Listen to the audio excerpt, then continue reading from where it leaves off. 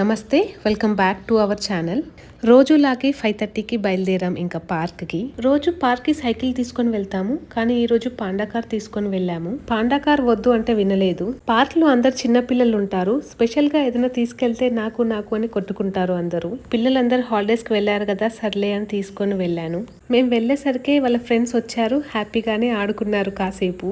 ఈ పార్క్ మా పక్కన అపార్ట్మెంట్ కింద ఉంటుంది. నడుచుకుంటూ రావచ్చు, కానీ ఏదో ఒకటి తీసుకొని వస్తాడు సోమెన్. అంతలోనే ఒక పాప వచ్చి సోమెన్ పాండా కార్ మీద కూర్చుంది. ఇక వాడి కోపం చూడండి. ఇట్స్ ఓకే, తమ్ముడు కదా. పోనీ సోమెన్, గో, పోనీ వన్ టైం పోనీ ఆడుకొని సోమెన్. అలా గొడవపడి వాడి కార్ వాడు తెచ్చేసుకున్నాడు. మళ్ళీ ఆ పాప వచ్చి ఎక్కడ తీసుకుంటుందో అని చెప్పి దాని పక్కకే నిల్చొని పట్టుకొనే ఉంటున్నాడు. అస్సలు వదలలేదు. ఆడుకోరా, నేను చూసుకుంటాను అన్నా కూడా వినకుండా దాన్ని పట్టుకొనే చూస్తున్నాడు. కాసేపు అయ్యాక ఇంకా దాన్ని పక్కన పెట్టేసి ఆడుకోవడం స్టార్ట్ చేశాడు. బాగానే ఆడుకున్నాడు కాసేపు. అంతలోనే పాప మళ్ళీ వచ్చేసింది.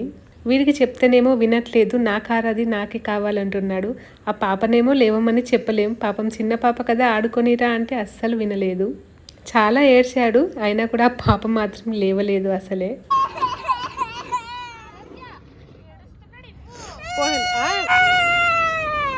పోనీ ఆగు నాన్న. ఇక వాళ్ళ అమ్మమ్మ ఏమనుకుందో, పాపను లేపేసి తీసుకెళ్ళిపోయింది. వాడి ఫ్రెండ్స్ కూర్చుంటే ఏమనడు. ఇప్పుడు ముందు పాప కూర్చుంది కదా, ఆమె తెలుసు కాబట్టి ఏమనడు. బట్ వేరే తెలియని వాళ్ళు అస్సలు కూర్చోవద్దు, వాడి వస్తువులు ఏది ముట్టుకోవద్దు అంటాడు. అలా రోజుకు ఒక పాపతో అయినా సరే గొడవ పెట్టుకుంటూనే ఉంటాడు. అప్పుడప్పుడు కొట్టుకుంటారు కూడా.